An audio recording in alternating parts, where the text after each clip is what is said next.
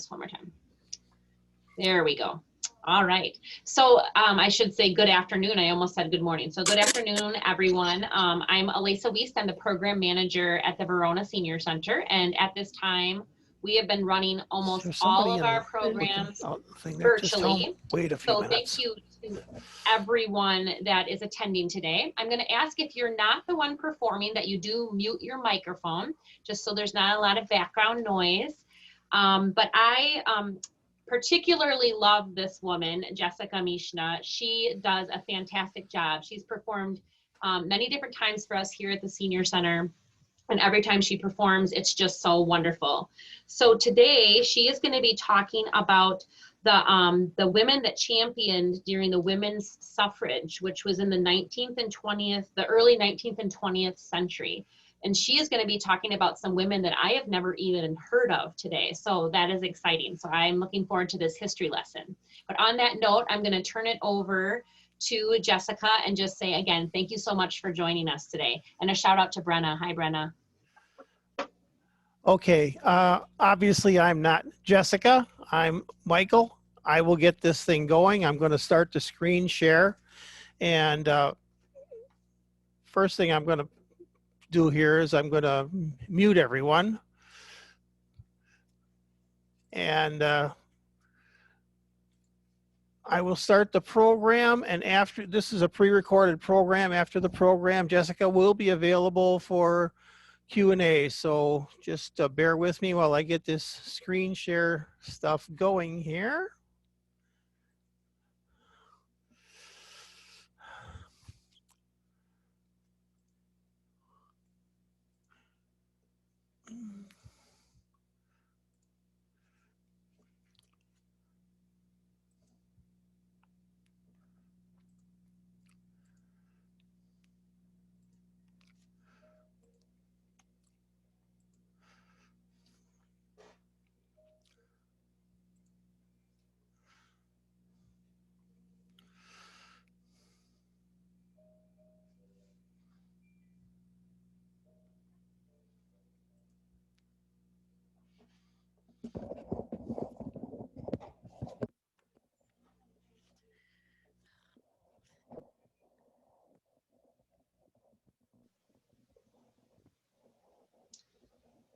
So Michael, we can't hear her on our end.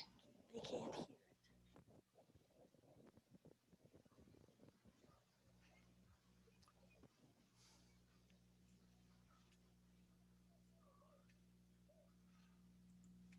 Are you?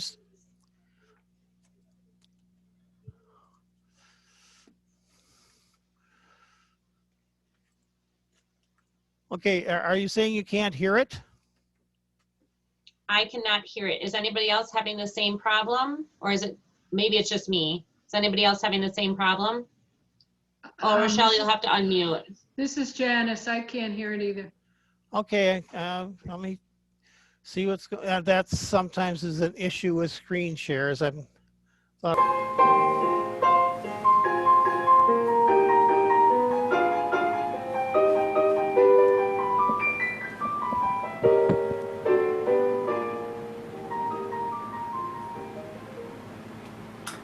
Good afternoon, ladies and gentlemen. Ladies, are you with me? Will you join me? Will you take to the streets so that women might have the vote? Will you stand by idly as 51% of the population is denied the right to vote? Will you stand by idly as England has declared the right of a woman to vote? Other nations will follow. Will we here in America be left behind? Ladies, I ask you, will you stand beside me in this effort to win the votes for women?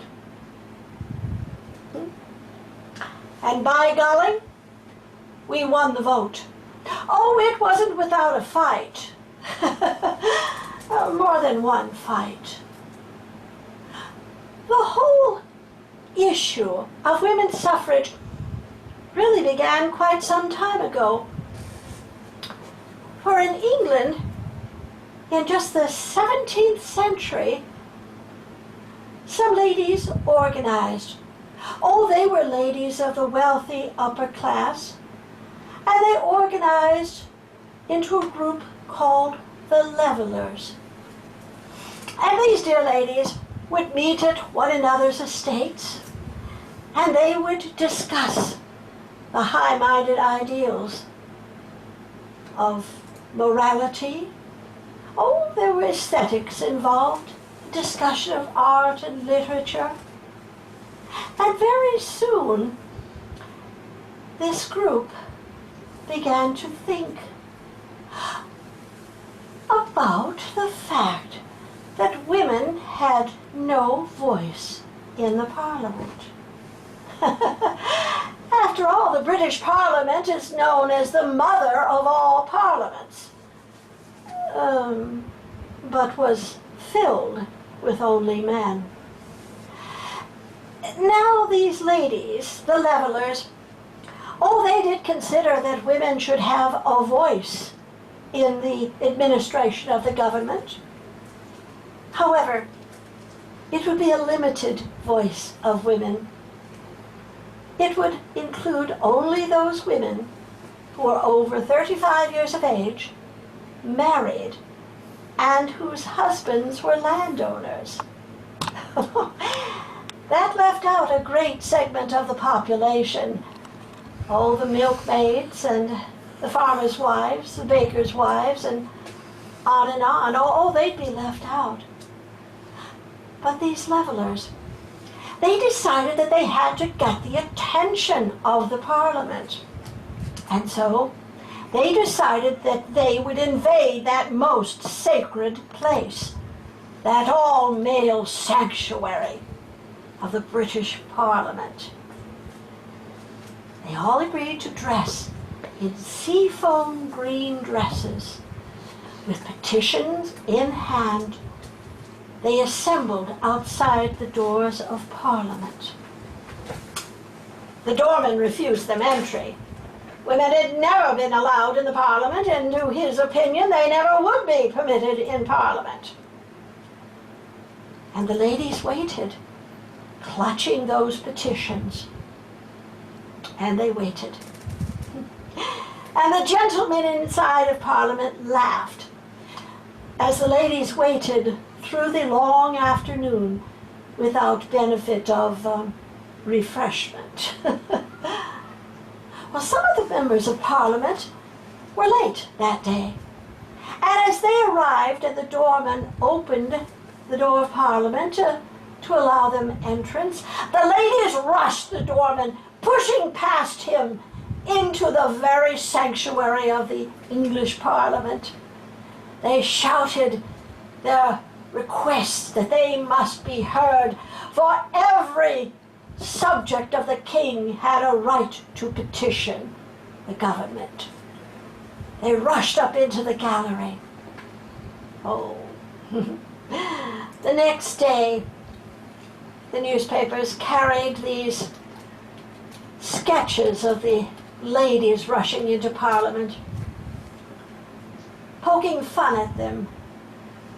The bonny lasses in sea green dresses, they were called.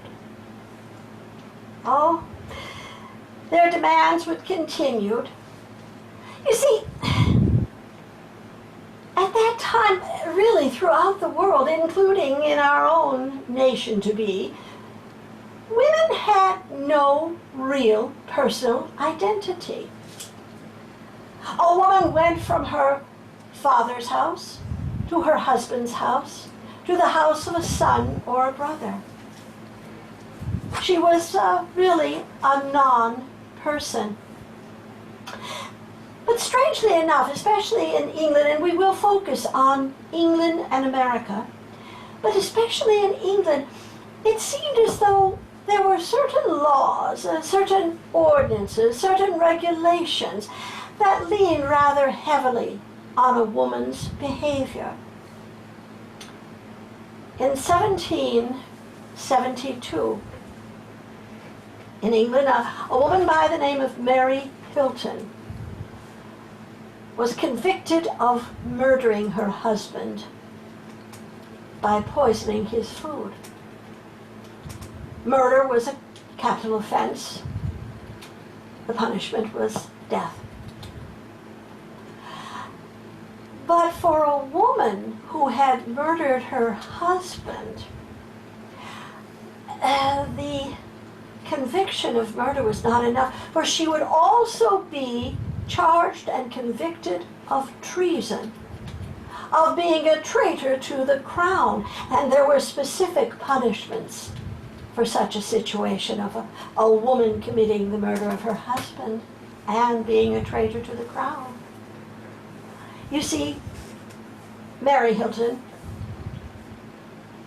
was not to be hanged. No.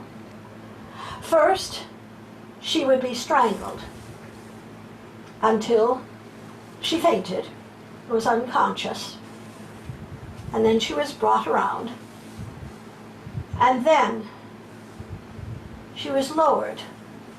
At the end of a chain, she would be lowered into a pit of flaming tar. A witness to this gruesome death said later that as he watched, he could still see her hands moving and waving about as she was lowered into that burning pit. Well, that was what the law dealt out to the murderess of her husband and a traitor to the king. And there were many other women. Most of them were upper-class women who would begin to gather again, wondering why women were not permitted a proper education. Duchess of Queensberry, her name was Miranda Kelly. She would write a book concerning the education of women. It was decried as outrageous, inflammatory. She would be followed in that stead of writing a book concerning the education of women and women's freedom by Mary Wollstonecraft. She would write a parallel to a famous piece of American literature concerning freedom and education. Mary Wollstonecraft went to France. It was nearing the end of the bloody revolution in France.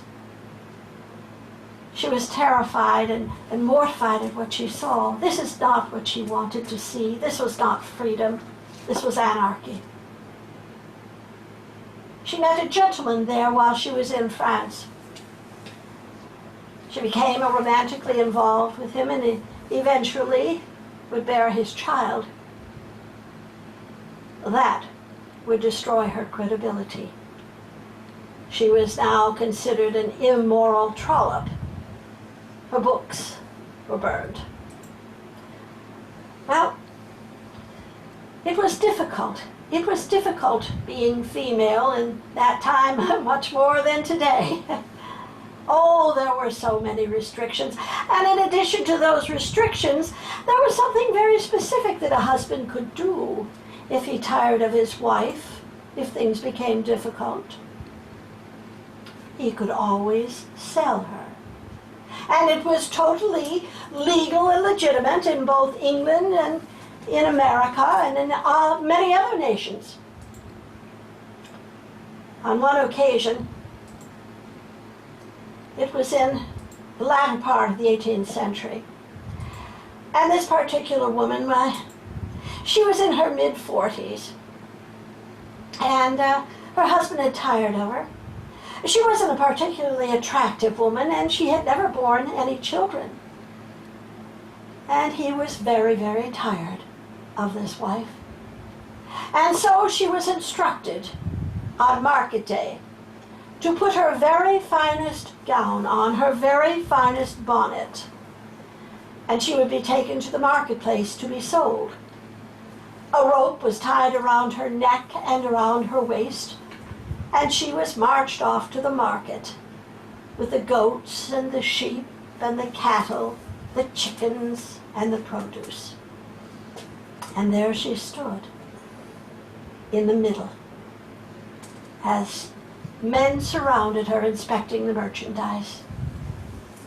As I say, she wasn't particularly attractive. She was in her mid-40s.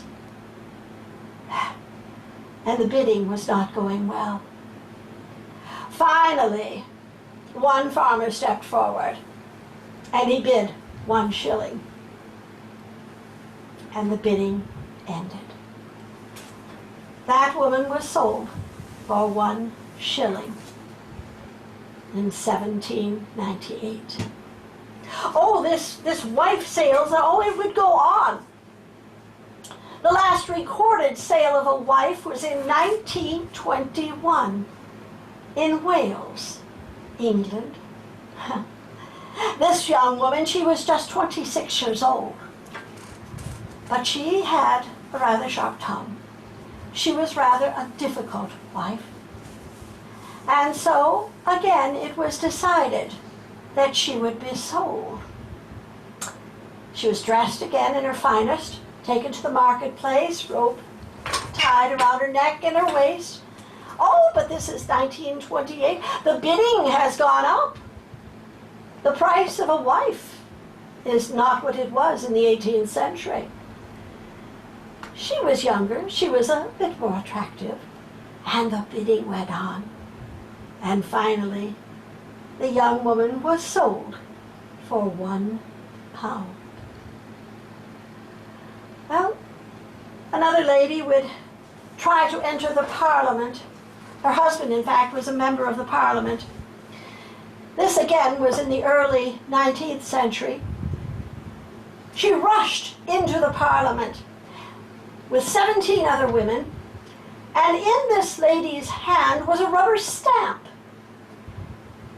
And as she rushed through the halls of Parliament, she stamped statues, portraits, paintings, walls, with these words: "Every subject of the king has the right to petition." She was arrested and she was placed in jail. And she wrote, in scratching into the walls of her jail, those same words: "Every subject of the king has the right to petition." Her sentence was rather cruel, to say the least. You see, that sharp tongue on her would prove to be her undoing. The magistrate ordered that her husband nail his wife's tongue to a table to teach her a lesson. Just comparing. The lesson was taught, but it was not well received. Yes, freedom. Freedom was not something that many of these women would ever know. Well, the whole aspect of representation within the government, the suffragist movement, began to percolate and grow throughout England and Scotland and Ireland and even into Europe, when countries were uniting a number of small duchies to create actual countries with much larger land masses, much larger populations. And there was that aspect of women's representation within the government. Well, in England, by the end of the 19th century, women had become duly organized in this suffragist movement. The grande dame of the British movement of suffragettes in England was none other than Emmeline Pankhurst.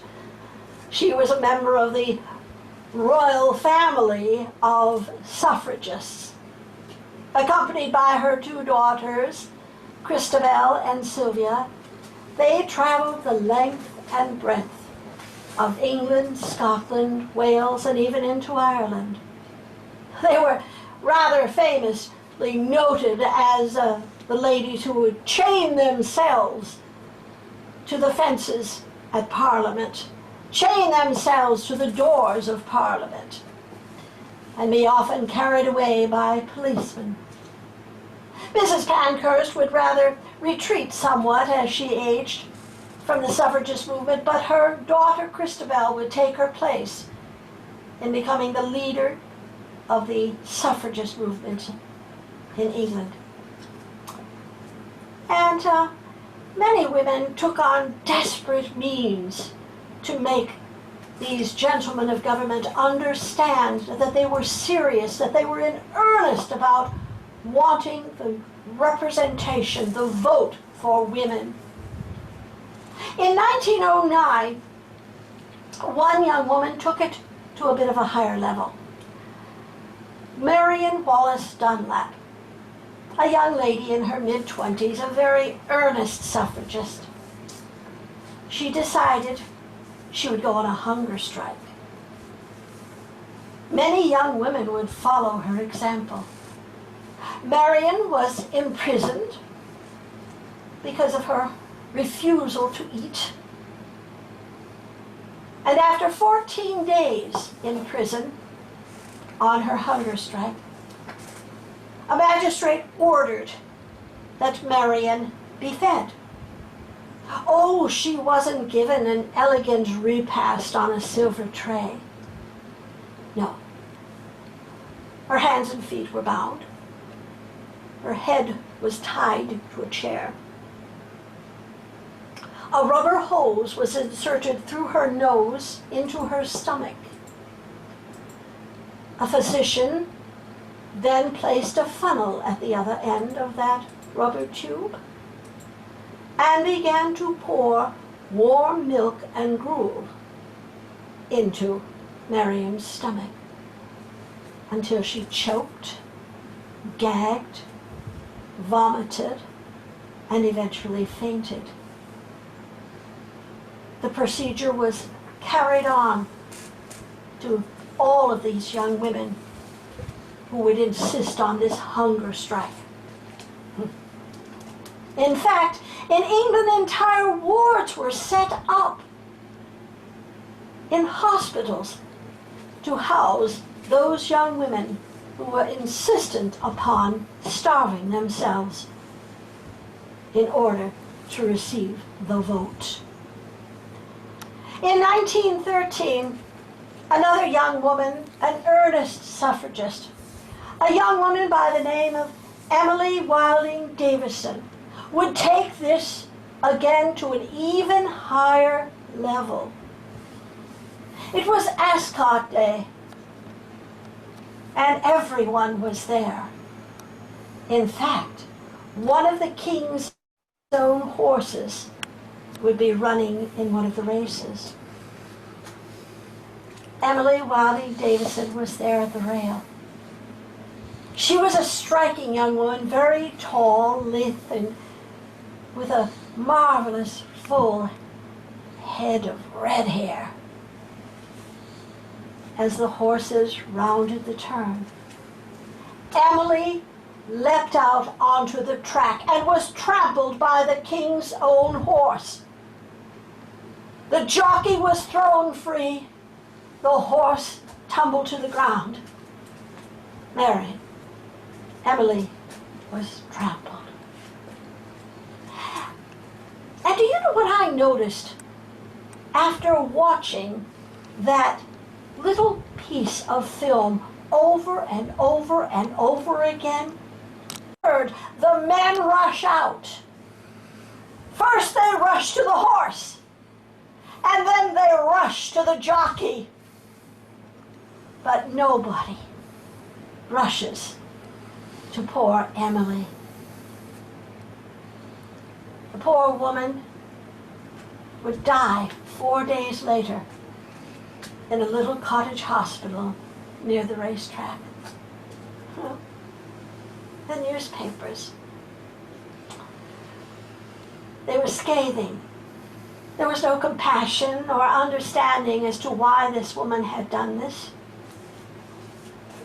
In fact, the newspapers said, "Oh, her action was despicable. She's an embarrassment to all womanhood. This indicates that these women who insist upon getting the vote, they must be controlled." That was the problem. This young woman was out of control. She couldn't help what she had done.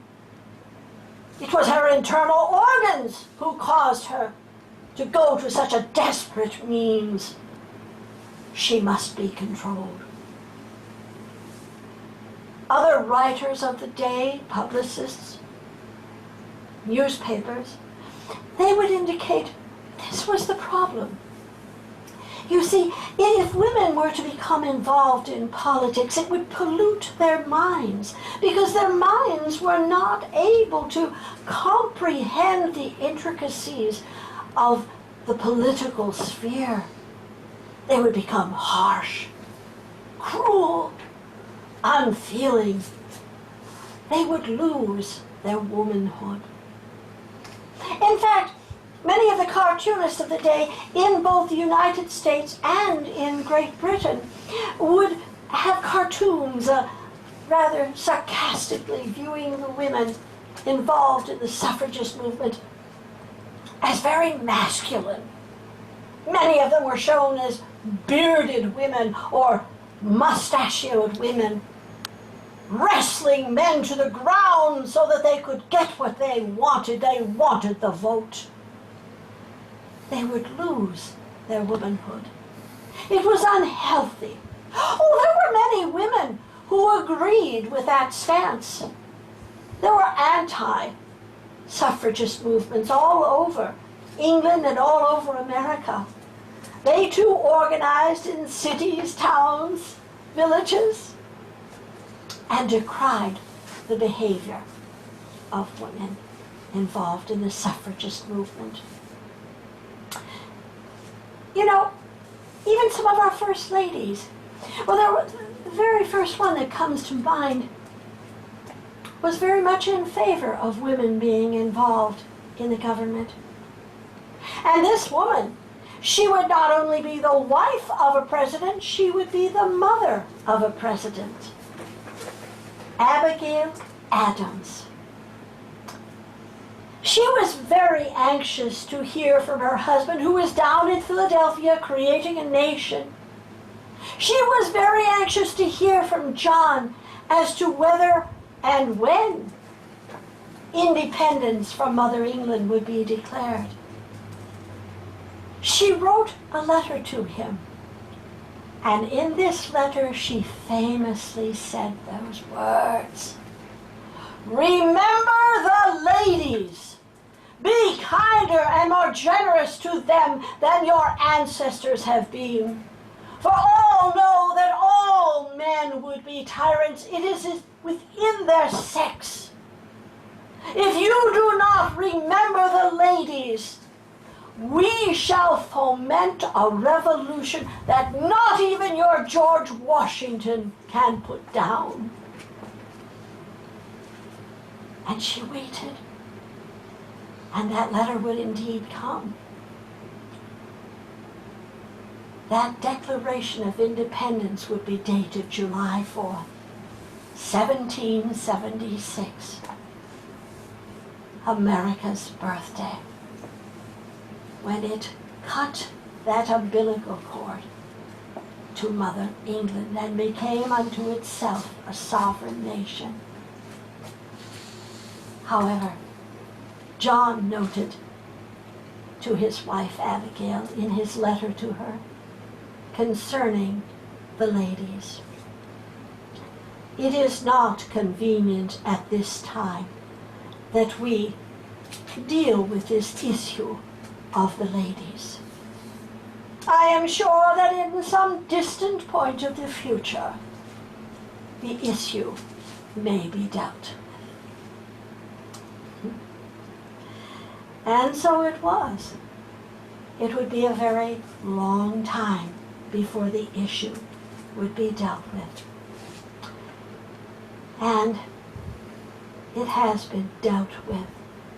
Here in America, the women organized. You see, they began organizing in America as an anti-slavery group, abolitionists.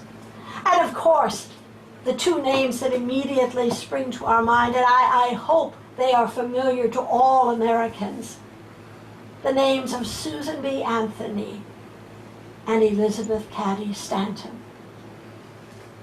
They are most certainly within that pantheon of suffragists.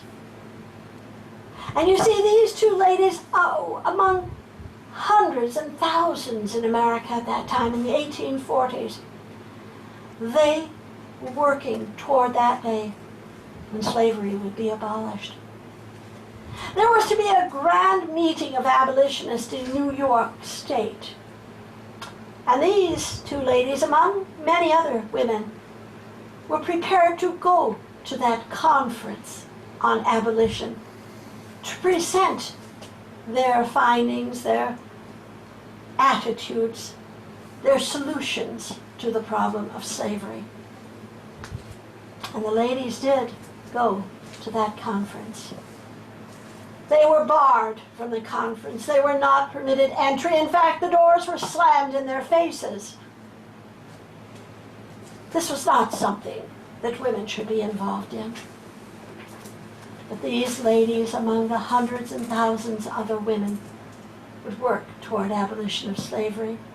And that would eventually evolve into the temperance movement.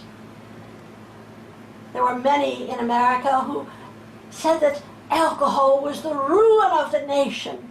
It destroyed families. Wives and children were neglected because of a husband's use of alcohol. But one particular person, she was not really a member of any temperance group, but she certainly broke up a lot of saloons in her days. The axe-wielding Carrie Nation, a little woman with quite an attitude. But she certainly destroyed a huge amount of alcohol during the period. And very soon there was another bit of an evolution going on within that abolitionist temperance movement. That of the suffragists. Why was it that women were not permitted the vote? What reason was given? Oh, the reasons were legion, but primarily women did not have the aptitude, the mental capacity to understand the workings of government. And it would be unfair to put such stresses on the rather weak and feeble female mind. But these women, among others, were insistent. They would hold their marches. They marched back and forth in front of the White House. At that time, President Woodrow Wilson was the occupant of the White House, just prior to the onset of the Great War, the First World War. They marched back and forth with their placards, and they shouted, and they were arrested repeatedly and taken away. Woodrow Wilson wasn't particularly fond of it. He thought they were quite despicable women. Oh, he'd eventually break down. But his wife, Edith Galt Wilson, did not approve of the suffragists' behavior.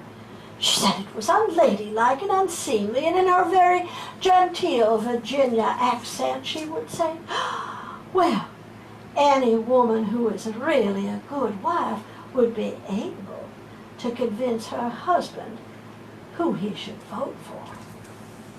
She doesn't need to soil her hands on such a duty. Another First Lady, former First Lady, by the name of Frances Folsom Cleveland, our youngest First Lady. She was approached by the suffragist movement, and of course they asked if she could make a contribution, and she was reluctant because she didn't agree with their tactics. But nonetheless, she made a contribution. And she remarked when someone asked, why would you make a contribution to that group if you didn't agree with them? Well, she explained she didn't agree with their tactics. She didn't like the violence that she had seen. But she wanted the women to stay safe. And if it would help with a contribution, just so they could get the vote, if that's what they really wanted. Well, the ladies would continue to march. A huge march of the suffragists was organized in Washington, D.C. It was the day before Woodrow Wilson's inauguration. And when he came into the city and found out that the police department and all the powers that be were allowing these women to march the day before his inauguration, he was furious. After all, the attention was supposed to be focused on the new president, not these ridiculous women with their banners and badges and sashes. No, but they organized that march. More than 5,000 women from across America came to Washington. Some of them walked there. There was a group from the western part of the United States, and they walked to Washington, D.C. They were known as the Brownies because all of the ladies were dressed in long wool cloaks of a very deep brown. It was just to keep warm on that very long journey. But these women came to Washington and they organized. In fact, the organizers of the march contacted Miss Wells, a very prominent African-American woman. And she was a reporter, a writer, very, very influential woman. One of the highest paid writers and reporters in Chicago, in fact in the United States. And they contacted Miss Wells, and she came with a coalition of very prominent black women, business women, professional women. And when some of the hierarchy of the suffragist movement noticed that these African-American women were going to be marching in their parade, they said, oh, no, we don't think it's appropriate. Oh, Ida B. Wells was very angry, and she had certainly every right to be. Oh, but she was a little smarter than that. Oh, you don't just flash your anger and walk away. No, what she did, she asked all of her members, it was in excess of 100 women, she asked all of the members of her group just to stay at their hotels and wait. Wait until the parade started. And they did. And as the parade started, these other women, the coalition from Chicago, came out from the sidelines and began joining that long procession. And they were noticed. They were noticed that these African-American women had their voice, and they knew how to use it. And that was a very successful parade, a very successful demonstration. No one was injured, no one was hurt. Because you see, in the past, some of these demonstrations had been dreadful. In demonstrations in England, women were often injured. At one demonstration in May of 1903, 3 women were killed. Army officers were called in to control the demonstration. Came in waving their sabers. Sometimes they would slash women across the breast or across their face in order to disfigure them. One woman was stabbed to death and then trampled. Another woman was choked to death. And another woman was beaten to death by a constable. But they were doing it all in the name of votes for women. In America, there were injuries and hospitalizations and hunger strikes. But then, the whole focus changed when the Great War started in 1914, and then America would eventually join into that heinous bloodbath. And women left their kitchens, they left their homes, and they were out in the workforce en masse. They had jobs as lathe operators and heavy equipment drivers, lorry drivers. They worked on construction. Every masculine job that could be thought of at that time was being done by women. Except that they received only half the pay that a man would receive. After all, they didn't have to support a family. And the war would come to an end. In England, it was said that women were rewarded for their war work by being given the vote. It's pretty much the same in America. Finally, 1920, and women would have the vote in America. They'd been turned out at the war's end. They went back to their kitchens, to their babies, to their homes. They were even removed as secretaries and typists and replaced by men. But they had the vote. You know, this year of 2020 has been, needless to say, tumultuous and most difficult. The experiences we've all had in America, and in fact the whole world, will certainly remain with us forever. And it has been most difficult. But it is indeed really very sad for this 100th anniversary of women receiving the right to vote. It will be forgotten. It will pass with little notice. Hardly fitting that we do not honor those women and those men who dared to stand up and who dared to ask, why can't women vote? Why can they not have a voice, a representation in their government? I think sadly it may go unnoticed by many Americans.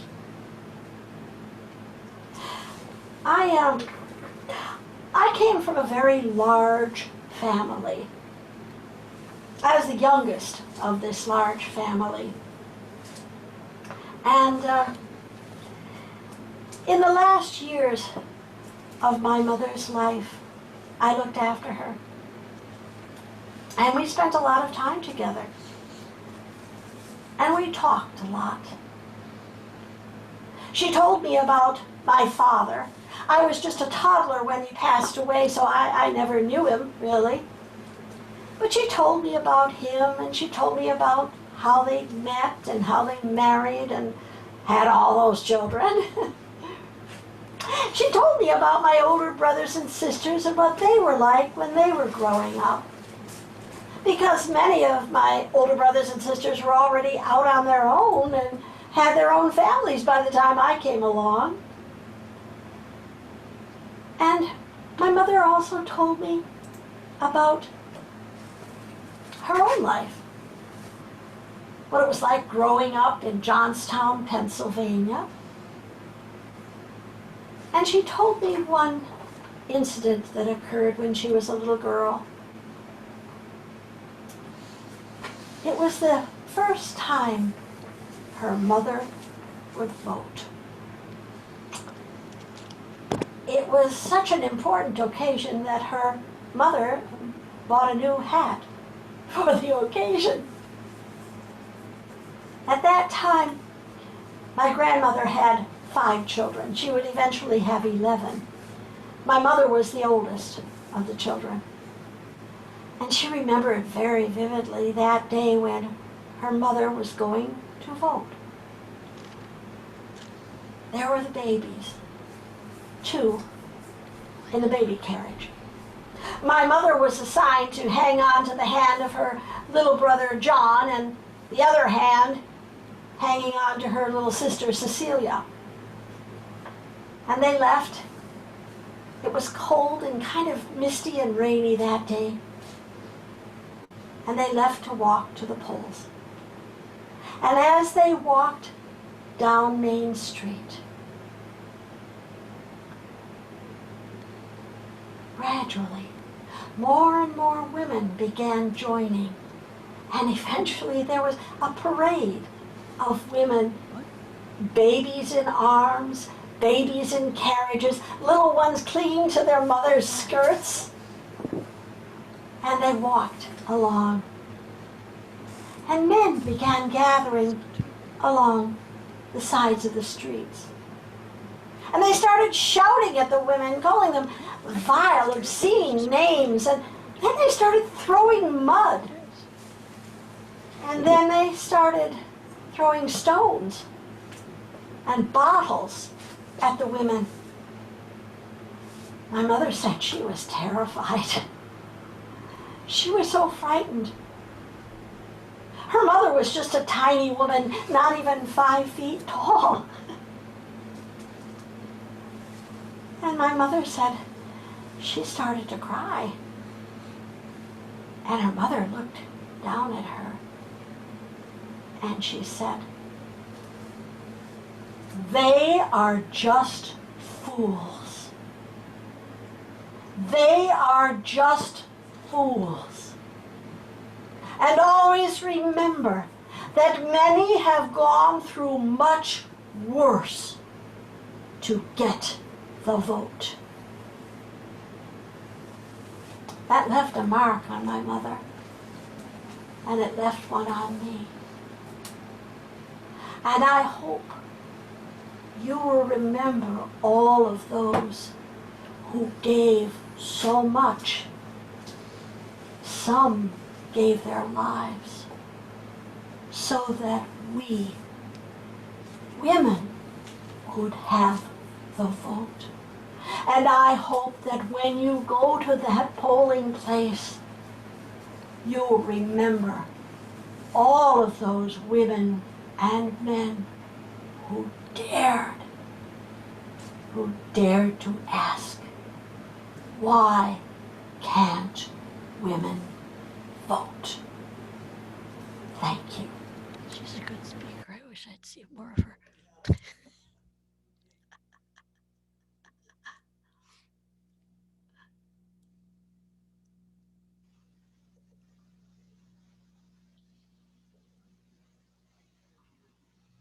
Questions and answers.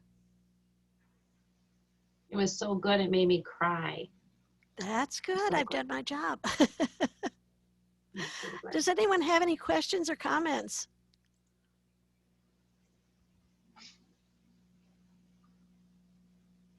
Nobody has any? I will say, I thought it was wonderful. Thank you very much for doing it. It's Thank a you. history that many of our younger generations don't know.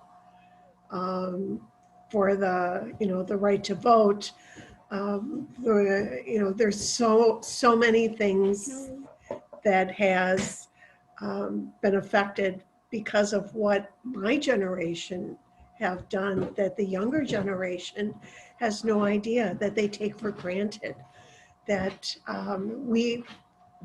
we fought for also, we didn't necessarily chain ourselves to fences, but there was still an awful lot that we have accomplished, that the right of choice, the Equal Rights Amendment. I mean, things that we should continue to educate our younger generations, because they take it for granted. They don't know. So thank you for sharing. It was